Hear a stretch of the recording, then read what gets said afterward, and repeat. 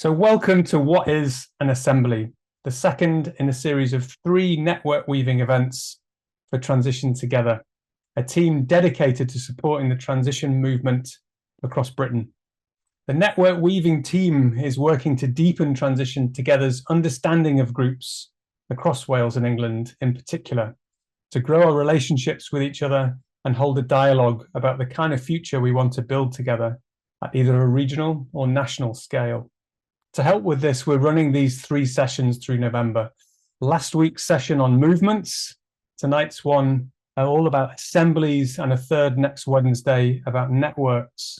These sessions have been designed as a way of preparing the ground for our upcoming Transition Assembly in February, a 2-day gathering for people involved in transition across the country that will include a People's Assembly inspired space to decide the way ahead together. I'll talk about that a bit more later.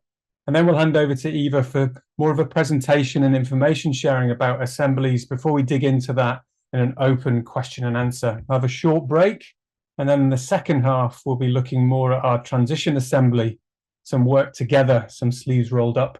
I always love to do some work together when we get together, even online like this. So let's really use this space for our collective good. I'm going to introduce a little bit more Eva Schonfeld. Yeah, I'm going to start. I've got a little presentation mostly to keep me right.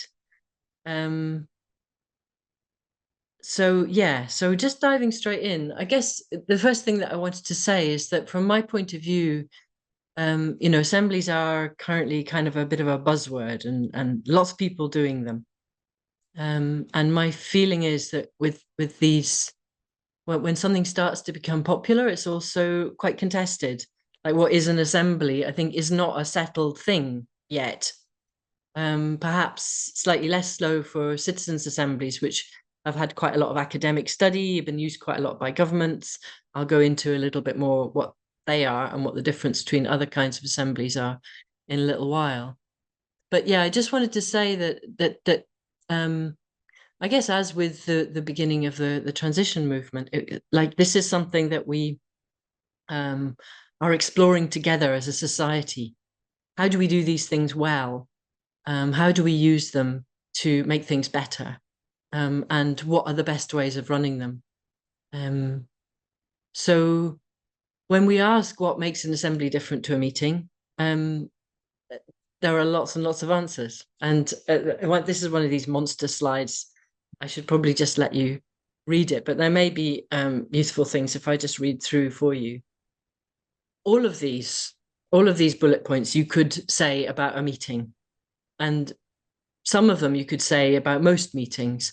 But I think something that is trying to do all of these things is moving towards my definition of an assembly anyway.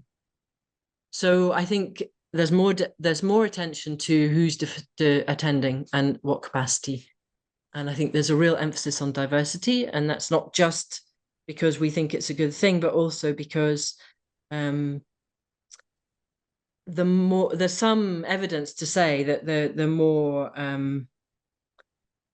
diversity we have when we're having conversations, the better conversations we have, the better sort of creative ideas we come up with.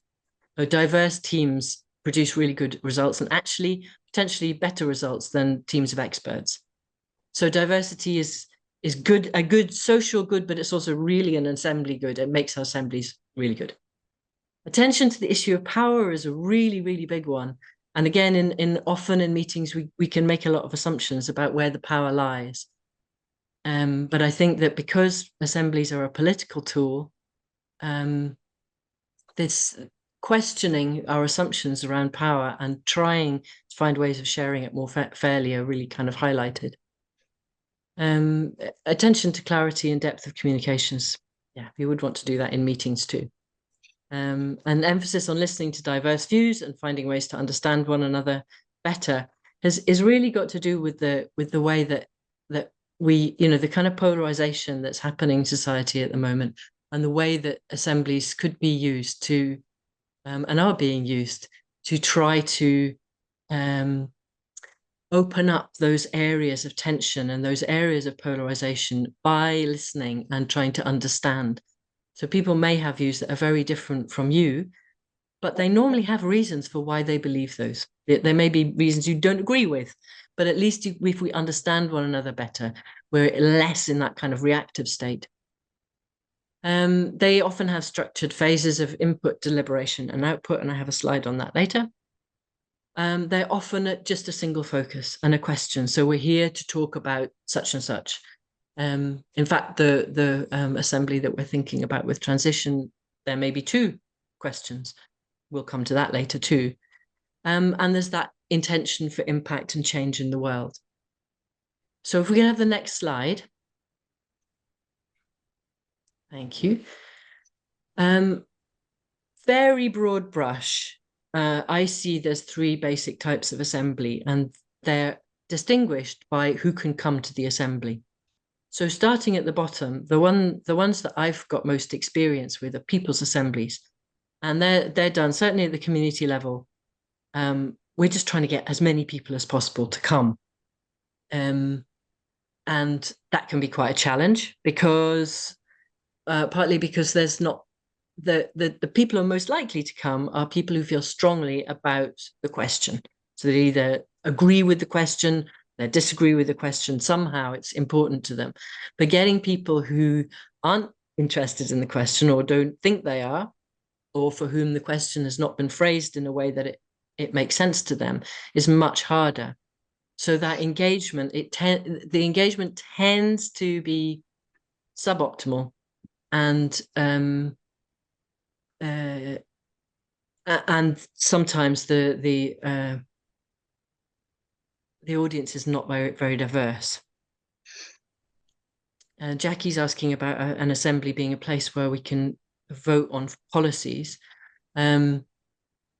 Yes, it would depend on who the assembly for, what the question was, but I think if there was a desire to look at policies for a particular group or for a particular area, that could happen. I mean, one of our big stumbling blocks with citizen-led assemblies at the moment is they have no formal power. I will go on to talk about how they do actually have some power. But at the moment, we can't have an assembly and then the council go, oh, yeah, okay, your assembly said we should, I don't know, have more bike lanes. We'll definitely do that. But it does give us a place to start. And I think it is a movement that will increase its power over time, partly because people are so disaffected with mainstream politics. Moving up one, citizens' assemblies are the ones that are most popular and well-researched and used by governments. And they do that because they're very, very thorough. They are members of that assembly you can't just show up.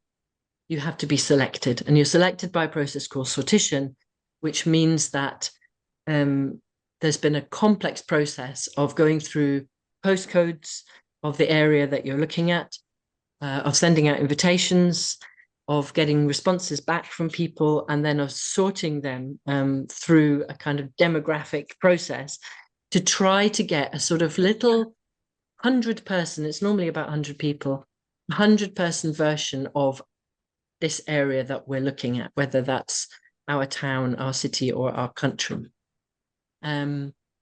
So, and the idea is that when people are looking at who's in the assembly and maybe kind of getting engaged with the questions and the things that people are thinking about, hopefully they're seeing someone who looks a bit like me in that, those members of the assembly. So yeah, so you have men and women, you have race, you have age. You're trying to get this kind of little microcosm, but you can also wait for certain issues. So citizens' assemblies on climate change have sometimes waited for young people because it's seen that they're going to be sort of inheriting this situation, and so it's more important, and their voice should be uplifted more. And sometimes we wait for certain minority groups that wouldn't show up in a little section of 100 people, but their voice is considered to be important, and so they get involved. So there's lots of decisions to be made about that. And in general, citizens' assemblies are not citizen-led because they're super expensive. You normally will pay you'll pay for your normal things like your venue and your facilitators, but you'll also normally feed everybody the whole time. You'll put them up in hotels. You may recompense them for lost income. And that's another way of trying to make sure that they're really representative, is that people aren't put off by things like loss of income. The third sort, again, not everybody can turn up. The representative assemblies, in a way, is what we have in mainstream politics, and it's what unions often use. You feel that not everybody can be involved in every single discussion and decision, so you'll send representatives, and that allows you to take into account, or potentially take into account, the views of many more people than a room can hold. But obviously, as we all know, it's quite difficult to do. So you're more likely to represent the views of people who you agree with. And if you do it at the level that we do, where MPs are representing thousands and thousands and thousands of people, that it becomes a bit of a nonsense to suggest that they're representing anybody's views at all. Yeah, so there are kind of trains of thought around, well, if we used assemblies more, then maybe we could have a kind of tiered system of assemblies. So you'd have lots of little local ones. They might feed into a regional assembly, and they might feed into a national assembly. But yeah, that's it. That's speculation at this stage. And next slide. Beg your pardon. So most assemblies, you could broadly say, and I think this is similar to many meetings as well, broadly have these three phases. So there's input. So there's often what called expert witnesses, people who have a degree of understanding of the field that you're looking at, and they come and do presentations so that everybody's brought up to speed. Everybody understands the situation at a similar level, and it's really important within that expert witnesses, within choosing those people, that you're also representing the spectrum of opinion on that subject, because there's no one thing that everybody can agree on. So we try to show a range of different points of view and give them a fair hearing, so that people can understand the various different points of view and see them side by side and weigh them up. In that opening up sort of phase 2 would be quite a lot of small group work normally. So people really get a chance to get underneath the issues, listen to what other people think, work out what they think for themselves, potentially change their minds or develop their thinking. So that's a really important kind of middle part of assembly process. And then number 3 would be when you're starting to think about, okay, so what's coming out of this assembly? So that might be just some conclusions, that might be decisions. So like with the example of policy development, we might decide, yes, this is their policy, these are the elements that we want to see in our policy. And then you might have a kind of formal decision-making process, which might be voting, which might be sociocratic, or could be any number of things, but it would be seen and experienced by the people in the room to be fair. You can also come out with like a community plan, or just some projects that people in the assembly have wanted to do. And so you can see that some of the things that come out of assemblies are similar to stuff that come out of ordinary transition project processes. There's a lot of this participatory stuff is very similar. It's basically new, kind of new, fresh approach to bringing people together that we've been doing for years and years, and that other people are kind of catching up with and seeing the value of. Next slide, please.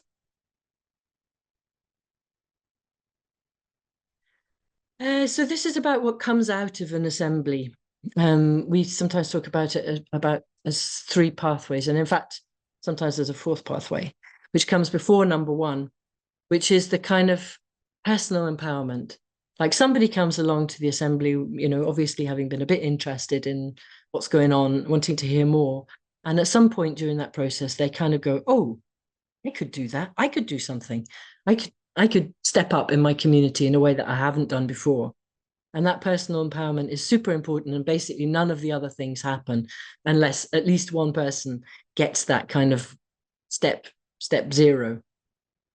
Number one is very familiar to transition initiative people. This is exactly what our bread and butter. This is the stuff that we can just go out of the door and start doing. And I don't need to list examples. It's the kind of stuff that transition groups are doing all the time. The second pathway out is more, it needs more permission. You can't just go out of the door and start doing it. You need to ask or engage with existing power holders of one kind or another. So you need to ask the council whether you can use that bit of land. You need to go and find a grant from folk who've got money, or you need to change some legislation so that you're able to do the thing that you want to do. So all of that is like interacting with power as usual, and that can be in a really friendly, collaborative way, or as with Extinction Rebellion, it can be in quite a confrontational way. It doesn't, I don't really take a view on which is the right thing, because it will be the decision of the assembly which is the most important within that. And then the third pathway is something that hasn't happened a lot yet, but in fact the transition assembly may be something along those lines. It's when we're not just running an assembly for our own community, but we're connecting, we're joining up with other people, with what other people are doing in other communities, and we're taking on a larger level of scale together. So creating a governance structure for England and Wales, Transition England and Wales, might be something that comes out of the assembly in February. And that would, for me, would be a real pathway 3 outcome. Let's have a look at the next slide. Right, yes, I'll end with this. And it's really because we're going to look at possible questions for the Transition Assembly later on in this workshop. It's the question for an assembly is really important. It's not always the way that's used to focus people's minds, but it's a very good one. So you ask a question, what is the best way for our community to feed itself? Might be a totally unthought through question as an example. But getting the question right is really important for a number of reasons. And so features of a question would be like it needs to be clear and accessible. There's no point in having a huge long thing which people have given up before they finish the end of the question. You use them to set the focus and keep to the focus of the assembly. So the people who are designing it and the people who are part of the assembly can always be thinking, are we answering the question here, or are we on our way to answering the question? So it helps you focus down and not have too much extraneous stuff happening. A well-worded question can open people's thinking up, and a badly worded one can close it down and make it restrictive. So it kind of doesn't allow fresh creative thinking to come in. And in a similar way, it can kind of encourage quite superficial thinking, or it can encourage people to look deeper into root causes of whatever it is that we're looking at. It's really important that questions connect with the interests and needs of those the assembly's serving. And it needs to feel like it's doing that. So finding out what those interests and needs are is often a really big part. Like a pre-question forming is like, also, what do people care about? What is really important to people in this community? And it should energize action for positive change. It should always be focused on like, how can we, what's coming next? So those are a few pointers for good assembly questions. I'm sure there are many, many more. And yeah, like I said, we'll get a chance to look into that a bit more later on. So that's the end of the presentation. And we were wanting to throw this open a bit for questions that anybody might be bringing, or comments or thoughts, probably just for 10 minutes or so. I have a question actually, Eva, just to sort of kick us off and get the juices going, which is if you were to just right now think of an example of a People's Assembly that you've been involved in, what would come up for you? What kind of question was it, and what kind of process was it? How would you map it through what you've just described?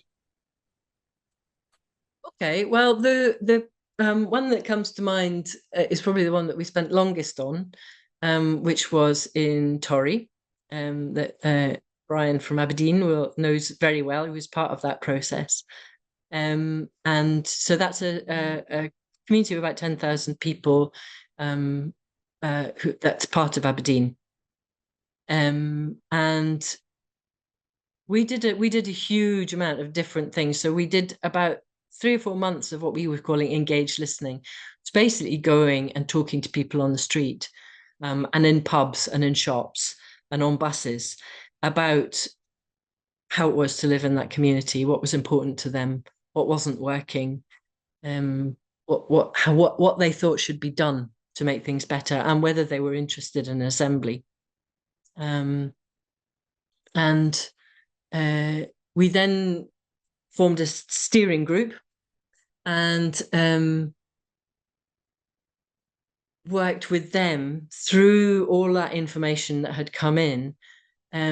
We ended up with, I don't have a slide for it, unfortunately, but I could share it maybe afterwards. We ended up with about 6 main issues, of which power was one, land was another, young people was another. So they were kind of areas of concern that people had. And we put them big out on the floor and kind of wandered around and had a conversation between the whole group about like how we could pull that together into a question.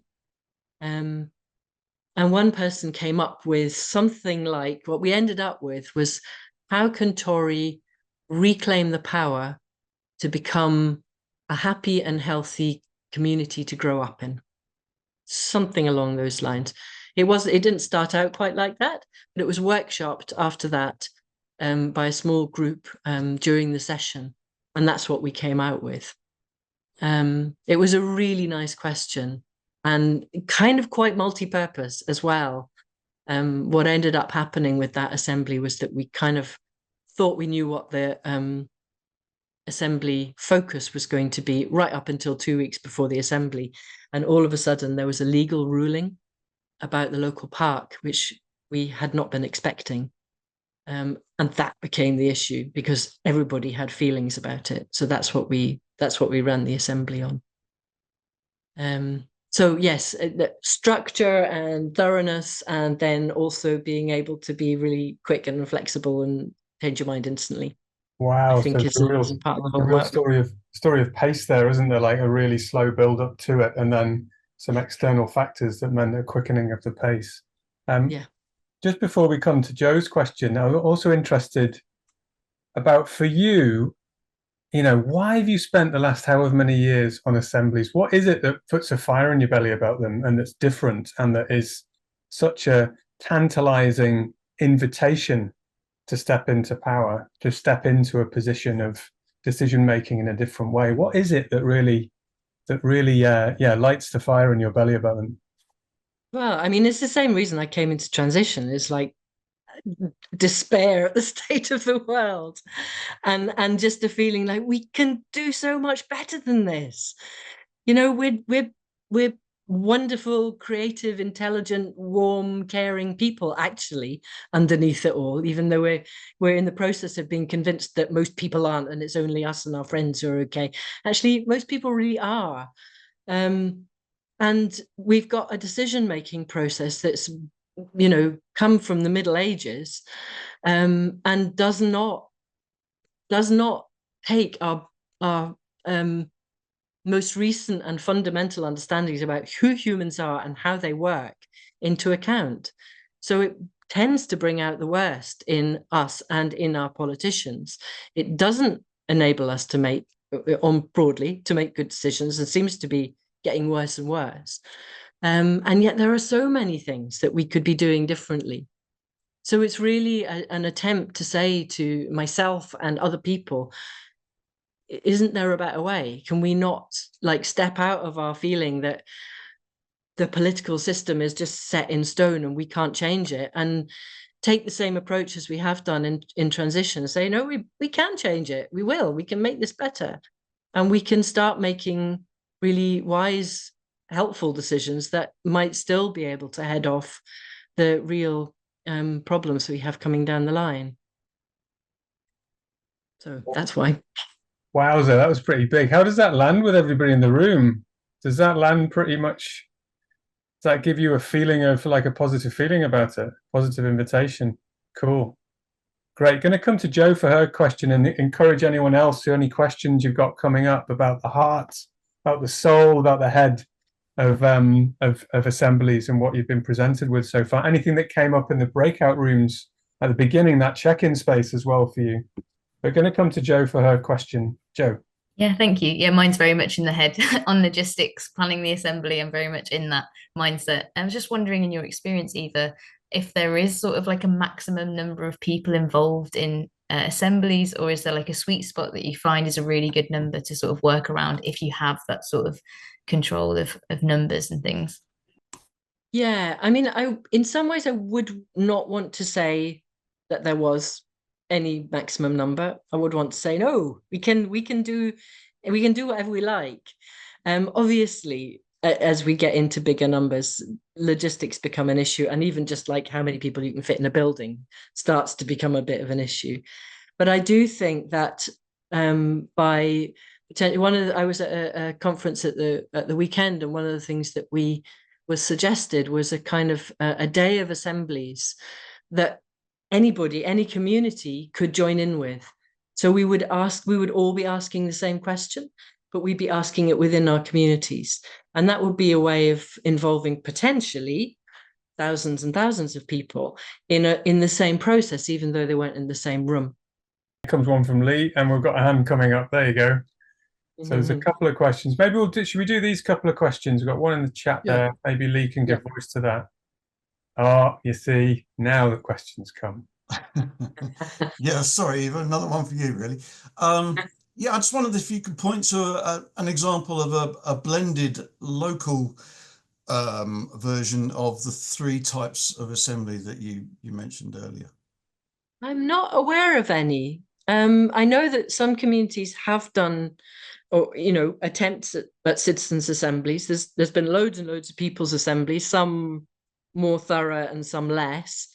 I don't know how much, in terms of the kind of citizen-led thing that we're talking about, we've used representative assemblies, because that does tend to be when you're leveling up, and the kind of direct democracy, all the voices in the room, stops working, because there is a truth in the fact that we can't all be involved in every single decision, and actually we wouldn't want to be, but developing those relationships of trust are important.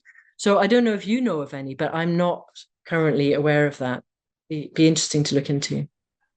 I'm certainly not aware of one, but playing around with trying to create a framework that does that. But I mean, save that for another day. Yeah, great, interesting. Yeah. I think Brian was first. Yeah, what I wanted to do was reinforce that, because you said a small team went away and discussed the particular question, but I remember that, and it was very important for me that that team came back and it was worked out very carefully to make sure that everybody who attended actually agreed with that statement and tweaked it until it was agreed. So I thought that was very important. Yes. The other thing is as well that we've had a series of weekends and different people turned up. So that might actually be quite difficult to organise, in terms of you need to spend some time updating the people who have just arrived, that type of thing. So you need to give them updates. So some time needs to be allocated for that. But that flexibility of being able to bring people on board and keep them going and inform them and get them to join in, that I felt was very important. Yeah. Thanks for that. I think you're absolutely right, and that flexibility, because we were dealing with people who weren't getting paid, who had busy lives and sometimes quite difficult lives. We weren't going to lean on people to have to turn up to every single meeting. And that does cause issues because there's catching people up and there's a kind of inconsistency. But right the way through the assembly, we didn't say you have to turn up at the beginning and stay right through to the end. It was very much, we tried to keep people there. We tried to make it engaging and interesting for them. But we didn't want to stop people from coming in and out as they were able to. Yeah, so logistically really, really difficult, but fun. Ruth. Hi, yeah. So I'm wondering if there's an issue whereby, because it's a very progressive way of making decisions, is there a chance that the people who come to the assembly might be ones who have, this is maybe simplistic, but more kind of left-leaning politics? Or does it depend on the quality of the listening and engagement that you do before the assembly to make sure that you've got a really representative group of the population? Because there's such a need, isn't there, for bridging divides? Yes. Might it be that people who are kind of, I don't know, it's not a simple left-right spectrum, but no, but I think you're right. Actually. And certainly in my experience, you're right. And I think that there's a different reasons for that. I think if what you feel is some people are more important than others, or some people should have voice and others shouldn't, then coming to an assembly that's welcoming everybody is not going to be appealing. And there may be ways of dealing with that. I mean, certainly in Hull, where I was at the weekend, they were talking about a moment when, this guy was part of a small table and he'd been really nice and delightful and participating well. And then he suddenly said, well, of course, the reason we've got all this problem is all these immigrants. And a lot of people kind of froze. But apparently the facilitation was really good. This man was not demonized for his point of view. He was actually listened to. And other people were able to say what they thought too. And so there was more of a kind of exchange of views rather than you just said a racist thing, you have to get out of this room. Which I think is super important. It's like that we play our part in the polarization, just as much as people who are kind of full of hatred, however manufactured that is. Yeah. Okay, last question from Phil, and I'll try and be snappy in my response. Yeah, thanks, Eva. It's a similar question to the last one, actually. When I attended my first assembly, it felt like home. It felt like I'd come home. So how do we design assemblies that also invite people to feel that they are at home too? Yeah. Well, I mean, my belief is that assemblies are our human home. This is the way that people have made decisions forever. You come together with your neighbors and you talk it through until you've worked out what it is that you want to do. I mean, there are other ways, you can have a king who tells you what to do and then you have to do it. But, if we look further back in history where, we've spent most of our evolution as hunter-gatherers, in general, they are pretty broadly egalitarian. So my belief, however kind of partial it is that it felt like home because it is. I think that work of engaged listening and really trying to understand, door knocking is like the best thing you can do. Going to speak to people who you wouldn't speak to otherwise. Like the only way to have those conversations is to go to folk and have those conversations. And one of the things that we really felt while we were doing all that kind of like prep work, every conversation that happens, it feels like that's part of the assembly. And I don't know, whether or how those can kind of be built in. I think there has to be ways of building in not just what happens in the room on the weekend that you happen to have your assembly, because some people are never going to come to that. They're not comfortable in rooms. They're not comfortable in crowds. They think you're a bunch of lefties. You're never going to have those voices in the room, but that doesn't mean that you can't engage and somehow bring those opinions in and allow them to be part of the process and be better understood. So yeah, there's lots and lots of thoughts about, like, I think we still have loads and loads of assumptions about how things should be. And for me, one of the things about working in assemblies is trying to shed assumptions about what democracy should look like, about, how we should feel when we're in conversation. It's like, I'm really interested in when you don't just bring the head in, which we're so used to, but you allow movement, you allow theatre, you do storytelling, and that all of that can be a valid part of a democracy, not just a kind of frilly extra that, to make us feel good, but actually it accesses different parts of us. So yes, sorry, I always get a bit carried away. Amazing. That was great to hear those thoughts around home and feel that passion. Thanks for that question. We have one more question in the chat actually from Kathy. Do you want to just unmute and ask this quickly, and then we'll check in about what to do, because the questions have come the way they've come, right? And this is the actual one of the big purposes of getting together in these webinars. But go ahead, Kathy, and then we'll check in. Yeah, I suppose I've just reread my question, and I probably would have preferred to use the word effective rather than valid. I was trying to think and listen at the same time, but it's really, what's the smallest sort of assembly that you've ever taken part in, Eva, that you felt had an effective outcome? I guess it will depend on what the question was.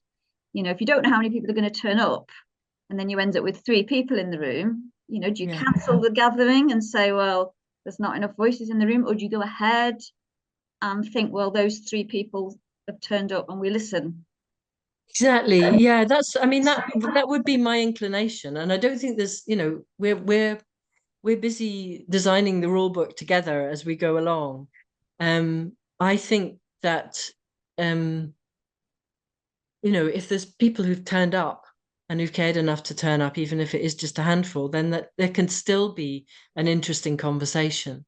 And there could even still be outputs, because it may just be that those 3 people find something that they'd like to do together that wasn't happening before. For me, that's a successful assembly. And I know that there would also be feelings of like, oh God, which we hope more people would turn up. But you kind of have to start where you are. You can't make people do these things. And in a way, the outcomes and the outputs and the eventual kind of whatever happens from the assembly is part of what might inspire people to come to a next one. Is if they see something happening, they see some change happening and go, and it's, you're clear that came out of the assembly, then the next time you have one, that people have got that in their head. Oh, right, okay. So politicians didn't necessarily get involved or listen, but something changed in my community. So I'd go for your 3-person assembly. I've been really struck planning this webinar and working with Eva over the last month or 2 about the kind of beautiful messiness of the assembly scene. Like, there's a lot of creativity going on. There isn't one way to do it. Like, the idea of doing an assembly with 3 people is just different. It's not right or wrong, So all of these kind of variants go into the collective intelligence of what assembly making and this kind of communal activity is all about, is what I was really struck by when working with Eva the past few months. I'm just going to talk for a few minutes. I'll try and keep it succinct but useful about the Transition Assembly. Just give us an indication, give us a wave or something if you've heard about this Transition Assembly coming up the 7th to 9th of February 2025. Who's heard about that on communications of some sort? Yeah, quite a few people, not everybody. Okay, great. So this might be a first time as well. There's much more information online. We'll try and dig out some links. Maybe Max, if you have a look and drop them in the chat. But yeah, just going to tell you a little bit about this. So this is an invitation from Transition Together to come together in person just south of Manchester in a place called the Seashell Trust, the 7th to the 9th of February 2025. And the spark that led to organising this event, why it's essential for you to come, and what territory, broadly speaking, we'll be covering, I'm just going to cover in the next few minutes. So this is just putting a little bits in the room, right? I could talk about this all night. I'm so excited about it. So a little bit about the assembly is about placing things on our transition storyline, a storyline that stretches back 18 years to those first conversations in Totnes. The first roller coaster years of transition, catching the zeitgeist going viral, going global, and the birth of the international scene, Transition active in over 20 countries across the globe. The deepening of work in England and Wales, groups emerging, groups disappearing, groups reinventing, groups finding themselves again. Loads of projects spinning off groups and becoming huge. For the last 3 years, the Transition Together project has offered training, seed funding, online conferences, in-person conferences, a space called Vive online to organize and connect, and so much more. And up to this year, a team of network weavers have been working to build stronger relationships throughout this autumn. And we've got a couple of network weavers on this call tonight. So yeah, the idea of building stronger relationships through the autumn, finding out what is present for groups right now, what is needed. This is all scene setting stuff. This is all like Kilimanjaro on the horizon, is building us up to this assembly moment. It's not the only moment by any stretch, but perhaps it's quite close to the peak. And indeed, after it, there is a tail going off. We're not going to do this assembly, then drop off the edge. There's something about that winter moment, though, and that preparation coming up, the idea of seasonality or a cycle change that's really important to understand here, one that's been slightly accelerated, if you like, by the news that Transition Together funding is coming to an end.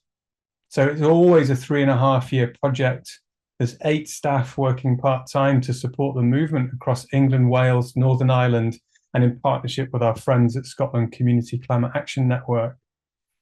But that funding is coming to an end at the end of March. We're fundraising, looking for ways to resource the middle, resource the support structure.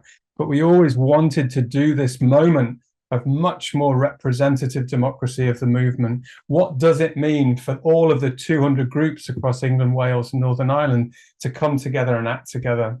And we're only putting those land masses together because of the amount of groups and the amount of connections there are. At some point, it could well be that there is a Wales grouping, an England grouping, a Northern Ireland grouping. But right now, this feels right. And this feels right through conversation. But yeah, this moment coming up to winter, after the leaves have fallen, we can start to see what's going on. This moment in winter of metamorphosis, of change, of one cycle coming to an end. And hey, what would be a new cycle for transition in the UK? So what might it look like over that weekend? So in the spirit of what all the things we've heard this evening on this call about assemblies, we'll have a chance very much to come together. I would say, similar to what Eva was saying, the work has already begun. The network weavers have been connecting with so many groups across the country and across those countries in order to see what's going on right now. All of that information, all of that feeling, all of that relationship is coming in and starting to go into this wonderful soup that builds us up to eating it at the assembly, to sharing it at the assembly. But there'll definitely be chance over that weekend to come together, meet each other in person, get away from the Zoom screen and meet each other in person, to share our stories, share our projects, share our journeys where we are, and to hear each other, to really present what is going on right now for transition across those countries. Before we ask the first question, what would a collective vision be going forward? So this is where we're at in our thinking. And this webinar is like, I feel quite nervous because this is the first sharing in a way of these ideas. And we're going to go into a session thinking about, are these the right questions to ask? What would our shared vision be for the next couple of years of transition as we step into a new cycle of how to connect together post the Transition Together funded project? So that is perhaps the first day. And the second day is perhaps asking, well, how do we start fleshing out that vision into some sort of shared sense of purpose, shared aims? Imagine doing that with 175 people, which is the capacity we're looking at for the Transition Assembly. 175 people from groups right across those 3 countries, coming up with shared aims, a shared purpose, in order to give as a gift to who? To people who may well step forward into something like a holding circle, a mission circle, a heart circle, to steward this next cycle into being. And we've got some support, a much lower level of support over about 6 months to help indeed support, help prop up the outcomes of the assembly. So that feels like a really after all the weaving work to date, feels like an interesting span for a weekend of working together, asking those open questions about what would it be like for transition towns across the UK, across not the UK, across England, Wales and Northern Ireland. What might that be like to work together and weave together our relationships in a stronger way and think about how to step forward with that? So I'm really stoked to find out. It's a really open question, but that's kind of what we're looking towards in the Assembly. And then, yeah, some time after that to support the outcomes of it. But I shall stop there. I've talked long enough already. And I'm going to hand back to Eva to steward us into the next bit. Yeah, so we wanted to give you a slightly longer-ish bit of time to speak in smaller groups. Really to give a bit of feedback. So partly to just feedback on what Rich has just said. And also to think about whether you can come up with assembly questions. And there might be a question for each day. I think another way of saying some of the stuff that Rich has touched on, it's the way I've been thinking about it, is that Saturday may well be about like finding out who's here, finding out where we all are, and kind of getting to know one another and bringing in resources that are nourishing to the people who come. And then the second day may well be more on working out what it is that we want to do together and where we're going together. So it would be good to hear feedback on that. And if you have the time and inclination to see whether you could come up with assembly questions, either one for each day or one for the whole thing, that would also be really, really interesting. But mostly we wanted to give you a bit of time just to talk to and listen to one another on this idea of this transition assembly becoming a more self-organized network. The question, immediately I went completely blank, but I came up with one, is that how can we hold planners, and because I know how the planning works in the council and I'm always appalled, but how can we hold planners to account and not builders, people who build buildings, I can't think of the word. Construction. Yeah, well, you know, the people who are, I can't think of the word, it's just gone. Developers. Give me a moment, help me out. People who are building lots of buildings and taking away natural habitat from nature, which has been, and all the people in our group said this is happening where they live, So, there isn't any plan in place to stop building. Sorry, I'm going to go. Yeah, next person. Yeah. That thing about planning is just massive. It's always run on behalf of the big guys with lots of money, and communities have got such a little voice. It's happened in my community too, and it's absolutely heart-wrenching. Anything else stand out to anybody, or any other question ideas?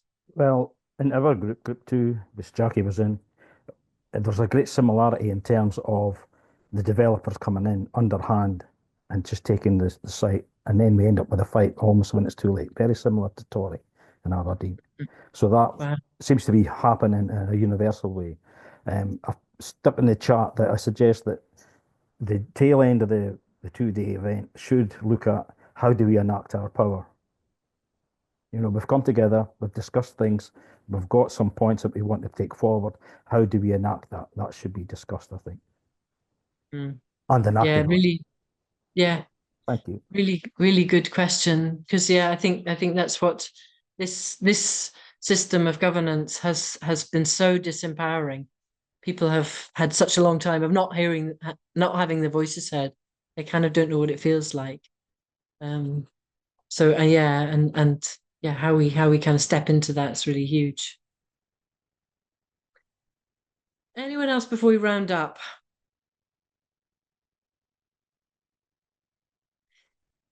I think we probably should leave it there. It's 2 minutes to. We'll canter through the last few minutes. We might go a little tiny bit over, so apologies for that. And if you do absolutely have to leave, then obviously just do that. I just wanted to reflect that the shape of this webinar has echoed the shape of an assembly, in that we had kind of a landing, getting to know each other, then we had some input, we had some deliberation, and then the opportunity at least for some conclusions or outputs. So it's like, it's not a complicated thing. And, you know, as with the 3-person example, it can be really simple. You know, whether we can claim full democracy yet or not is another matter, but that doesn't mean that our assemblies can't be really effective in going forward. I think we have, just while I'm seeing Michael's hand going up really quickly, Michael. Yeah, there's a lot of talk about having an elected House of Lords as a People's Assembly. And I'm fortunate enough in going to the House of Lords and speaking to some of them about this. And there's very little opposition about it. Oh, yeah. It's very, very interesting to talk to them. And this is what we need in government. We need a balance. We cannot have adversarial party politics anymore. We need a balance. Thank you. Yes, and interesting, I think, is Assemble and the Humanity Project, I think, are both asking for that, and not just asking, but organizing to make it happen. So those are good, interesting projects to know more about. Amazing. And geez, what a great call from Michael there. The idea of a People's Assembly in the House of Lords. Let's get practicing People's Assemblies, right? Because if they become part of our government, we're going to have to know what they're all about. But a massive thanks this evening for all of you in terms of engagement in this conversation. I really hope it sparks some good thoughts, good discussions. Please do keep those thoughts coming in the chat, because we'll save the chat and it will go into this nourishment of our transition assembly going forward. But first, a massive thanks if you can join us in the beautiful webinar way of applauding Eva first for bringing so much nourishment on assemblies, so much information and so much response, so much heart, as well as mind, as well as soul. To Max for all the tech support and event management tonight, and to Joe for the key assembly listening role. I'd be really intrigued about what has been digested in Joe's assembly brain. Further links and resources are also in the chat there, so do have a look at that. But apart from that, I think it's just a thanks to all of you for joining us this evening. Go well, and we'll see you next time. And you, Richard, too. Great to see you all. Bye-bye.